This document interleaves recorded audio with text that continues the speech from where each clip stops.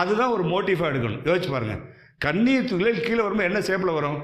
அதை நிறைய இடத்துல பெய்ஸ்லி அப்படிங்கிற ஒரு இடத்துல ஒரு காலத்தில் இந்த டியர் ட்ராப்ஸ் அங்கடித ஒரு மோட்டிஃபாக வச்சு நிறைய டிசைன்ஸ் பண்ணியிருக்காங்க. அந்த டிசைன்ஸ் வந்து யூரோப்பியன் கண்ட்ரியில் ப்ரீமியமாக விற்கப்பட்டிருக்கு. அந்த பிரிண்ட் போட்ட அந்த சால்வு, பிரிண்ட் போட்டு எம்ப்ராய்டரி போட்ட அந்த டிசைன்ஸ் எல்லாம், அதுக்கு பேரே பெய்ஸ்லி டிசைன். இன்றைக்கும் பார்த்து நீங்கள் நெட்டில் அடிச்சு பாருங்கள், பெய்ஸ்லின்னு அடிச்சிங்கன்னா வரும் பெய்ஸ்லி டிசைன் சொல்லிட்டு. அந்த பெய்ஸ்லி டிசைனை பார்த்த உடனேயே பயங்கரமாக வந்து அந்த ஃபேஷன் டிசைனர்ஸ் அந்த கார்மெண்ட்லாம் விற்கும்போது யூரோப்பியன் கண்ட்ரியில் இருக்கிறவங்க என்ன நினச்சாங்க அப்படின்னா, when they visit any place in the world, அவங்களுக்கு பிஸ்னஸுக்கு எதை கன்வெர்ட் பண்ணணும்னு மெயினாக பார்ப்பாங்க.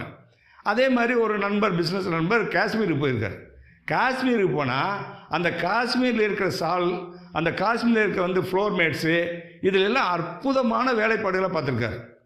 இது நத்திங் பட் ஈக்குவல் டு பெய்ஸ்லி அப்படி